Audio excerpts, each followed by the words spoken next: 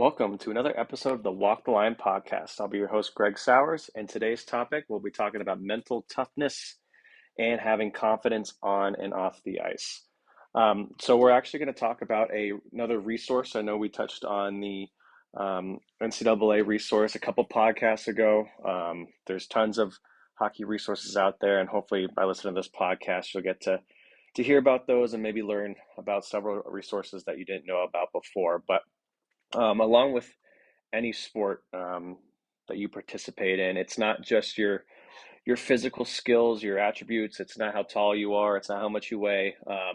It is part of it, but a big part of the game that's often overlooked is the mental toughness side. You know, the things that are going on in between your ears, and obviously the confidence. To perform at the highest level. And perform at the best you can with your given skill set. And I think it's also important to note that you can work in the gym and get bigger and stronger, but there's also things you can do to improve your mental toughness. Some exercises, visualization, positive self-talk, having affirmations. And we'll get into a great resource that I think you can learn about these things, and it's hockey specific.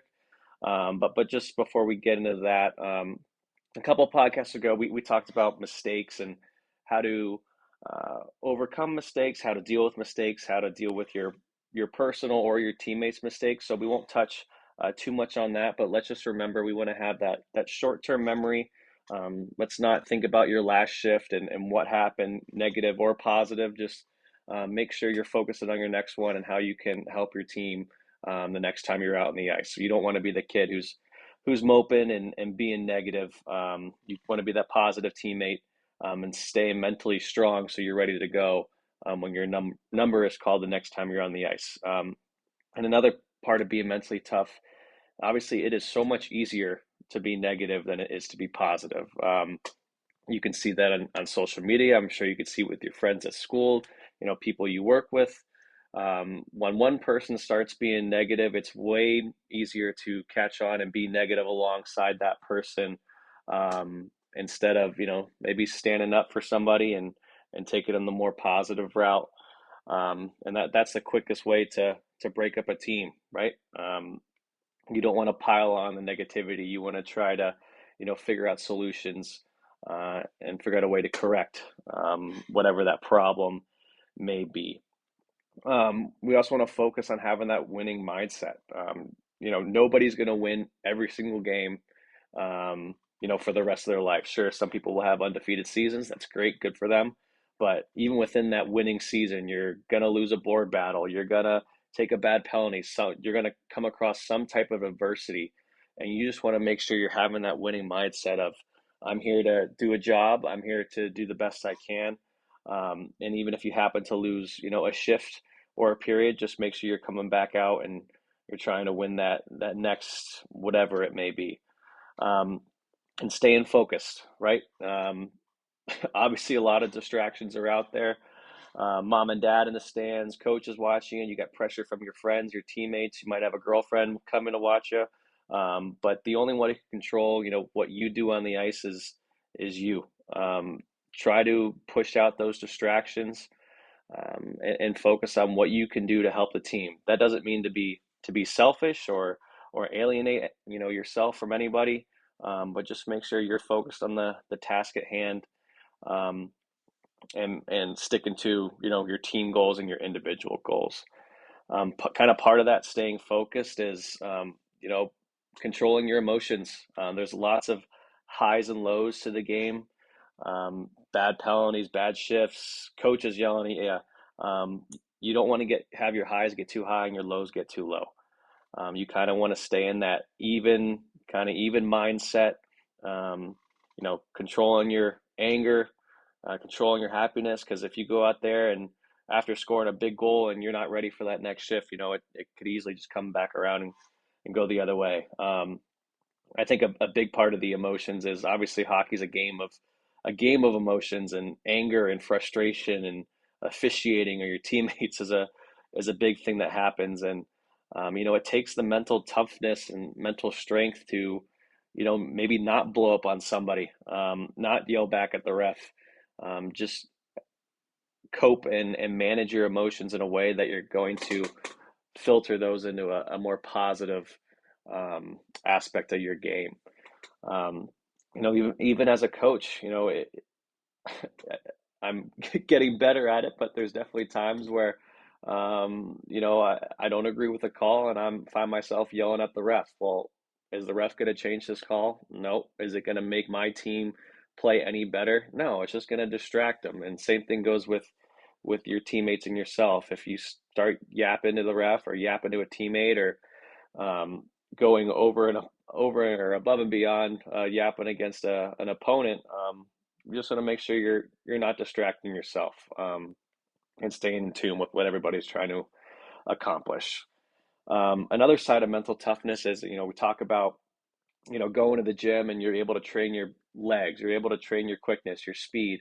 But what can we do to work on, our mental toughness, within ourselves? Obviously, there's goal setting. Laying out a plan. This is what I want to do this year, as far as my points go. This is what I want our team to do this year. This is what I want to improve on. And then a long-term goal. I want to go play Division 3 hockey, D1 hockey. I just want to play college hockey. I just want to play in beer league. Set those goals for yourself, not just long-term ones, but short-term ones as well. It'll keep, you focused, your teammates focused, and from a coaching perspective, that's something we do with all the teams I coach. So my Pee-wees this year, I have Bantams, did the same thing, and for our high school program, one of the first things we do before we get on the ice is, what are our goals going to be for this year? And make sure they're obtainable, they're specific, they're not, well, we want to go undefeated. Okay, well, that's a great goal, but what are the odds of that happening? Is that plausible? You know, can we do everything in our power to make that happen? Sure, everybody wants to win every game, but let's make the goals obtainable. We want to come top 3 in our league. We want to move up to the next division. We want to make our league playoffs. And so, not only with team goals, I ask our players to set individual goals. What are things you can work on throughout the year, and then I'll give those player profiles and goal setting sheets back to the team, and sometime throughout the year, if things aren't going our way, we can look at those checklists and those goal setting worksheets that we put together, and see where we are, see if we've met any of them, see how far we are away from meeting those goals. It's also a good thing to look back on, to think about what your mindset was 2 or 3 months ago, now that you're in the middle of the season. So highly encourage, the younger players out there to write things down, write what you're trying to accomplish, what you want to improve on, and almost set a little report card for yourself, and see if you've met those goals throughout the year. So we talked about obviously writing things down, getting things out on a piece of paper, but another big thing is visualization. And every player is different. I tried to visualize before games, um, for some players it works. For me, it personally, I don't. It did not work with my mindset. I found when I visualized in the locker room before games or tried to do it in between periods, I would almost get into a state of being too calm, and I wasn't revved up and ready to go for the game at that point. I was just too much into my head, overthinking things, and I definitely needed to be more loose and just go out and play. So just because we're talking about it now doesn't mean these things will work for you. They're just suggestions, but there's a whole sports psychology dedicated to, these things about visualization. If you're trying to go out there and score that night, but the night before, what am I thinking about? I'm reviewing my goals, and I'm thinking about putting that puck, just under the crossbar from the blue line. I'm thinking about toe dragging. You know, you can think things into existence.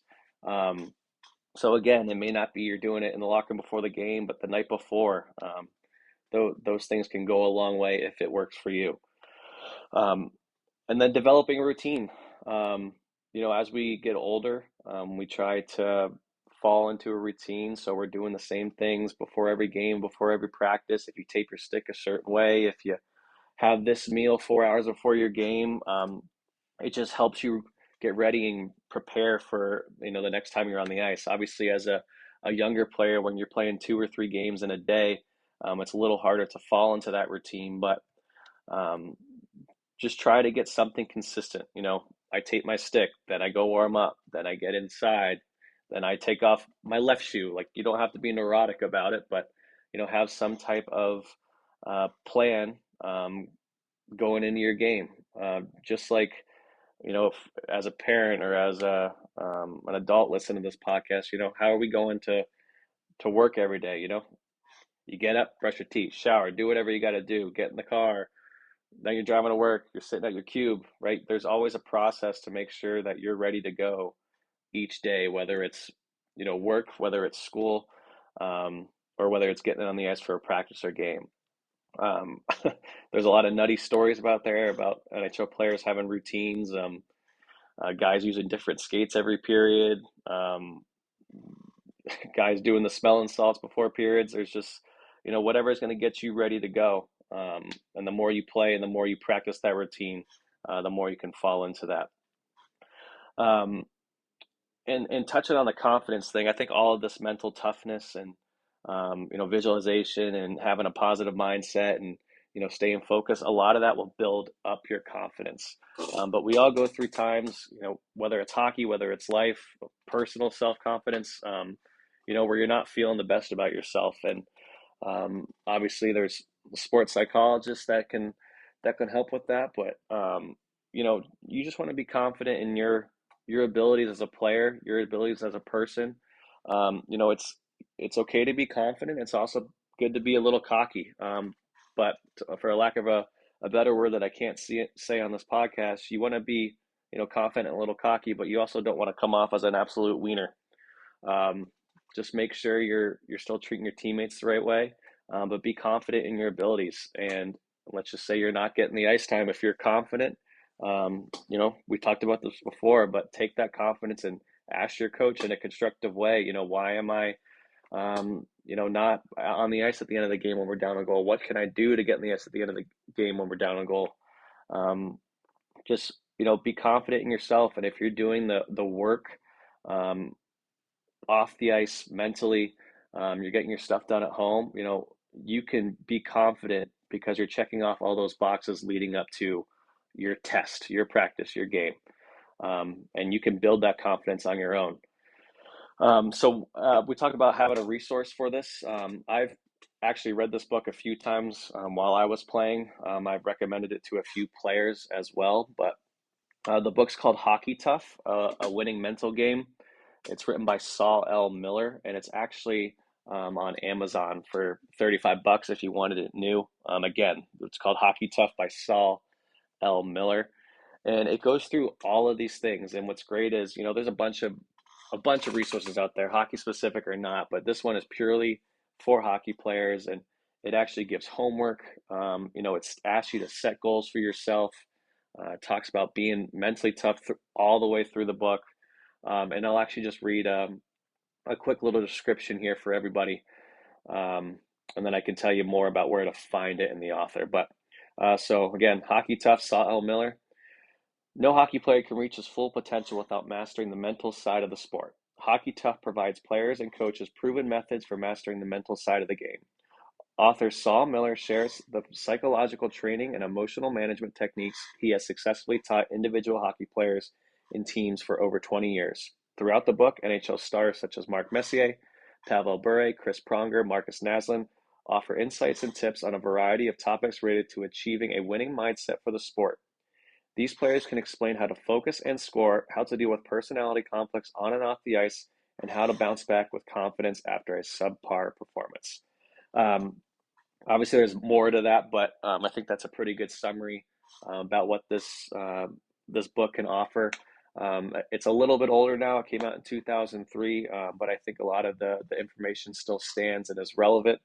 Obviously, he mentions the NHL guys that offer insight on those things, but um, it might be a little bit of a heavy read for our younger guys. But if you're in high school or college and you're looking to take your game to the next level with the mental side, obviously it's a big part of the game. I strongly recommend this book. Again, there's a bunch of other resources out there, but this one I've dealt with personally, and again, everyone I've recommended it to has enjoyed it as well. So that'll wrap up today's episode. I know we went through a lot there, mental toughness and confidence included, but I'll include that book again in the show notes as well. But again, if anybody has any topics they'd like discussed on the podcast or somebody you'd like us to interview, please feel free to reach out and let me know, and we'd love to make that happen for you. But that'll wrap up today's episode. Hope you enjoyed, and everybody have a great rest of your week. Thanks.